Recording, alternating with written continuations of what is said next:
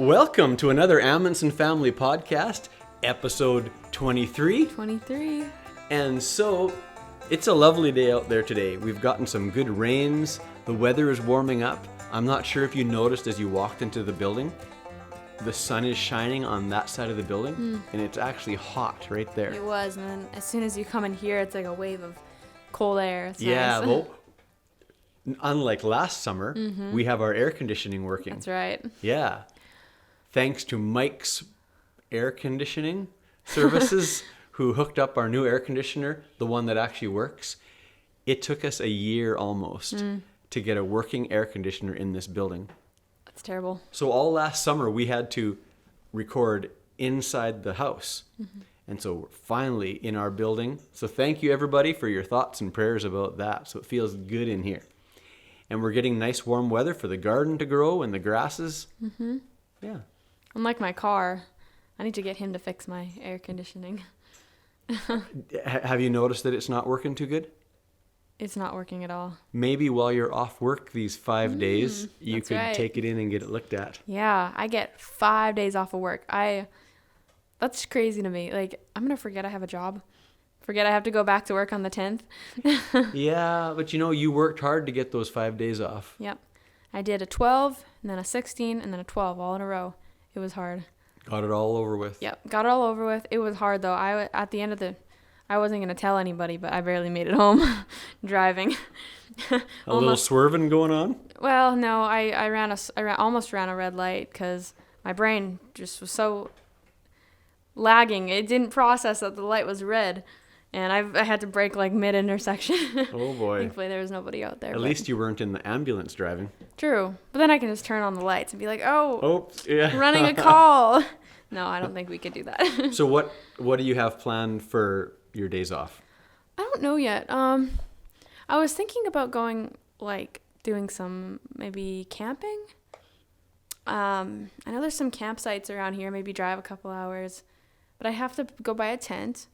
And I have to figure out like I don't know, food and packing my car and do that. Maybe just go camping for a night or two. Yeah. Or I also had an idea. I could go to Dallas. I've never been to like actual city. Like I've been to the outskirts, but I've never been to the actual city of Dallas. Go to Dallas and like maybe spend a night there and There's some pretty cool places to see in Dallas. explore the city. Yeah. Your mother used to live there. She could give you some pointers. Yep. She Anyone could. else have pointers about Dallas? And I don't know how far is it to the coast or how far is it to the border?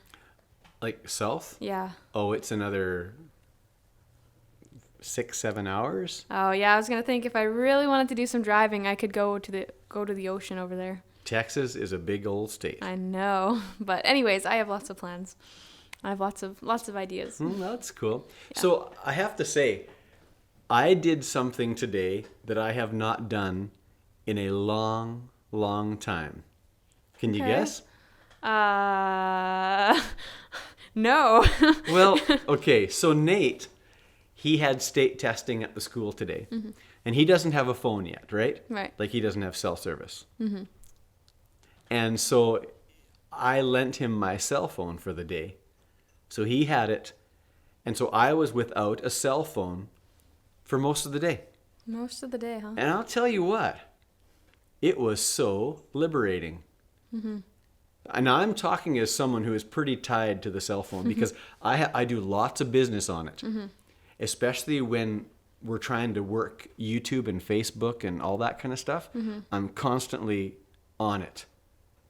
Well, not constantly, but A lot. I'm on it and it's there close by. Yeah. And that's where I get all my phone calls and emails and business. And so to be without it, and I actually went to McAllister this morning to pick up a side of beef Without your phone? without my phone. Really? And did you know that it wasn't so many years ago? We did that all the time. Isn't that crazy? I can't even imagine like not having a map or GPS or music to listen to. Well, we do have a radio, True. so it still works. I knew where I was going, so that did help. Okay. But otherwise, do you know what I would have done? I would have got one of those paper maps and opened it up. Do you have one? And yeah, we have maps. Oh. And I'd open it up and I'd find my route and I may have to write it down. or mark it and then go. Really? So that's how y'all did it back then? Yeah. It's crazy. I can't imagine. Just, hey Siri, take me to this place, and you're done. Things have changed so much. Yeah. But I'll tell you, I didn't have to worry about anyone calling me. Mm-hmm. I didn't have to worry about anything. Yeah. Well, and like I feel like when you have access to your phone, like it's in your pocket or something, if you're bored, you're going to be on it. If you have nothing to do, you're going to be on it. And instead of like talking to somebody or, you know, engaging in a conversation, or instead of looking around at the world, you're just, you know, you're instead. So when you have it, you know, you're always wanting to check it, like, oh, did this person text me yet? Or, oh, I'm going to check Facebook or whatever. But when you don't have it, that's not an option. You can't just check it.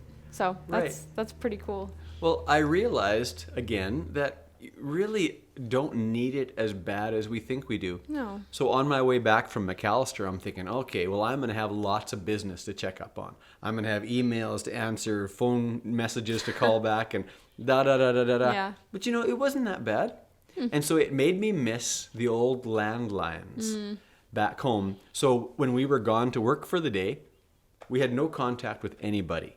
When we got home, we checked our messages. I remember that. See, I'm old enough that I can remember when we would get home, I think you guys would, or it was like the routine. When you get home, you push the play button and you just play through all the messages. You remember that? Oh, I remember that. Yeah. When you get home, you play through all of them, and it was loud enough so that we could go do other stuff while we were listening to the messages.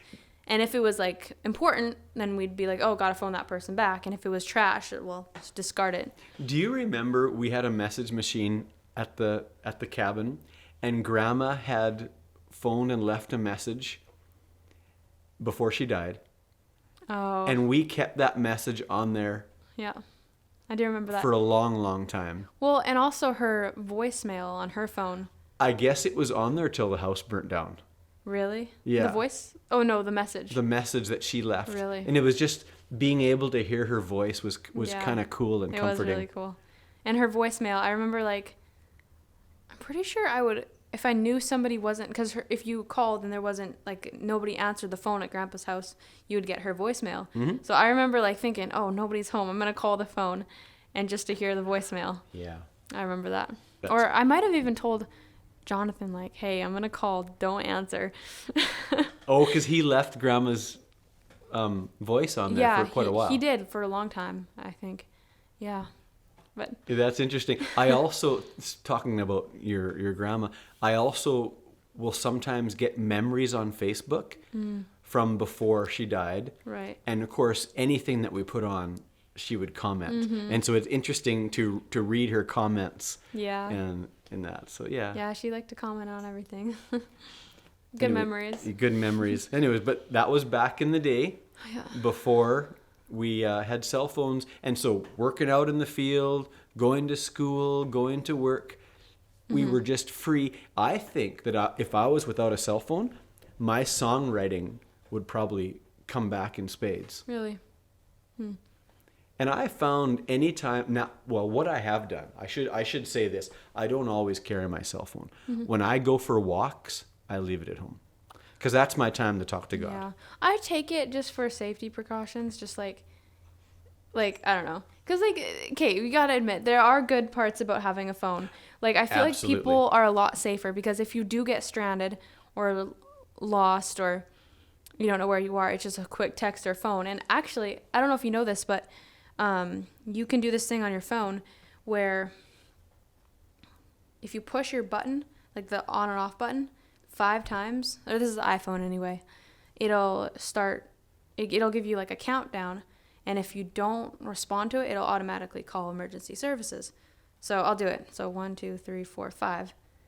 So it says emergency SOS, and it's giving me a countdown, and it says, so I'll shut it off. Oh, neat. So if I'm ever in danger, I don't have to be like, oh, gotta find this person's phone number and call them. No, I can literally have my phone down here, push it 5 times, and it'll start making buzz, buzz, buzz. And if the phone gets no response from you, it'll call. So then, does it always make that noise? Yeah. So the person who is troubling you will end up knowing that Well, you've... yeah, but I mean, I'm sure you can keep your phone away from somebody. If you have it in your hand, you could probably keep it away from somebody because it only gives you like a 10-second countdown. And that would maybe be enough for them to take off. Yeah.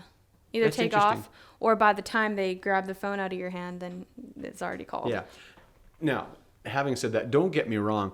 I wouldn't want to go back 30 years. Yeah. I like what we have. It's just that I think we could learn to manage it better. Yeah.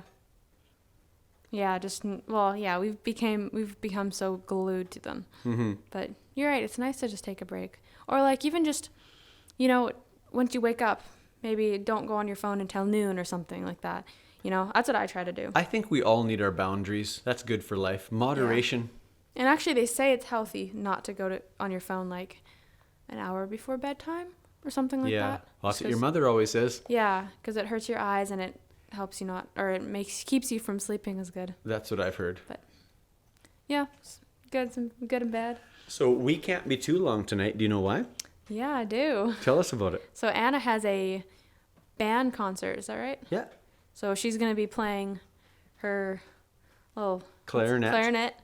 And with a bunch of other people from her band class, and we're gonna go watch that. Yeah, and it's also a supper, a spaghetti dinner. Oh, okay. I just ate. Well, so that'll be fun. Yeah. And she's really excited about it. Mm-hmm. So she's been practicing her clarinet as well as her fiddle. Mm-hmm. And so she's just into music, and she's also entered a talent contest. Really? With the school? Yeah, the school's putting on one, and I think she opted to play fiddle. Okay. So I wasn't sure if she was going to sing or play fiddle. Yeah, she could do both. Oh, and I've been encouraging her to learn how to step dance. Oh, really? Wouldn't that be cool? Have you seen Hillary Klug on YouTube? No. Or April Virch? They play fiddle and they dance at the same time. And sometimes fiddle and play dance and sing at the same time. Mm-hmm. It's really cool because it keeps a little beat going at the same time. No, I have bad memories from like step dancing. I remember when I was in I don't know, grade 5 or 6 maybe. I was in Debden school, and these French people I think came to the school and made all of us partner with a boy and a girl, and we were made to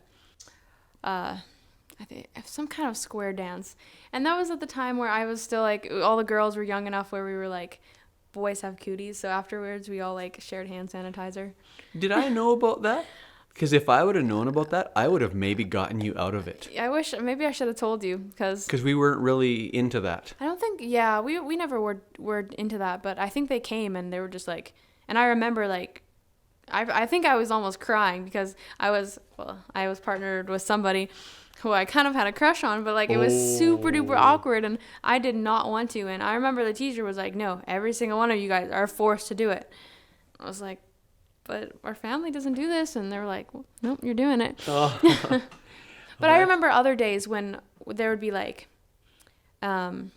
actual, they did a class on dancing. For some reason they were just instead of teaching the kids how to do taxes, they're like, let's teach them how to dance. What the heck? Yeah. So I remember me and Jed and Dakota, we would be hey, we don't do that. And we were able to step out. That's what we did when we were in school too. Yeah. And yeah. But once they forced us and I was not happy. Yeah, because when we were young, they wanted the class to do the chicken dance. You know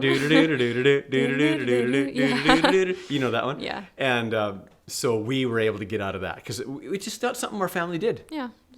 And the teachers knew it, and so they didn't cause a problem. That's good. It's good, it seems it maybe seemed like some that it's a strange line to draw.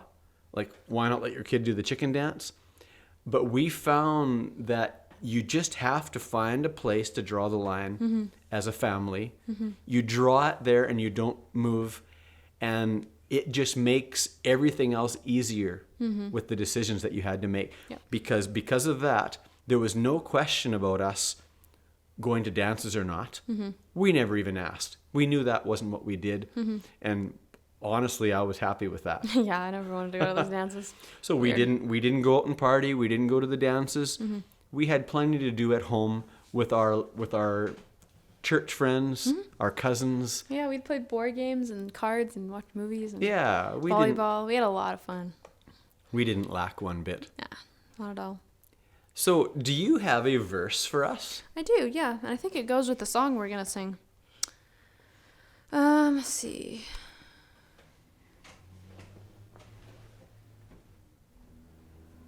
Okay, so this is Ephesians 4, verse 31 and 32.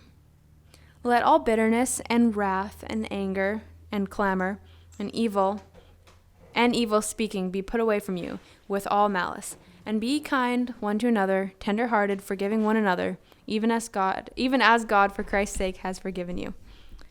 Do, do, do, do, do. Hey, we could sing that one too. Yeah. Remember that one? Yeah. Be kind one to another, tender-hearted, forgiving one another, even as God for Christ's sake has forgiven you. Do, do, do, do, do, do, do, do, do. Ephesians 4:32. Be kind one to another, tender-hearted, forgiving one another, even as God for Christ's sake has forgiven you. Do, do, do, do, do, do, do, do. Ephesians 4:32. Yeah, it's a cute song.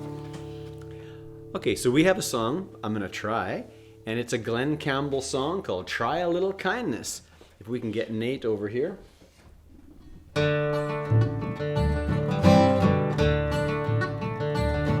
If you see your brother standing by the road with a heavy load from the seeds he sowed, if you see your sister falling by the way, just stop and say, you're going the wrong way.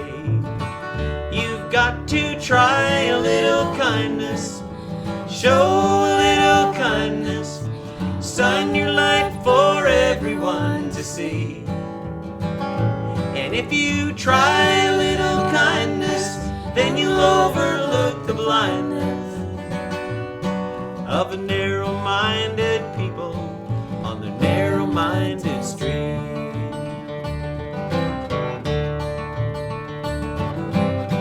Don't walk around the down and out, lend a helping hand instead of doubt. And the kindness that you show every day will help someone along their way. You've got to try a little kindness, show a little kindness, shine your light for everyone to see. And if you try a little kindness, then you'll overlook the blindness of the narrow-minded people on their narrow-minded street. You've got to try a little kindness, show a little kindness, shine your light for everyone to see. And if you try a little kindness, then you'll overlook the blindness of the narrow-minded people on the narrow-minded street.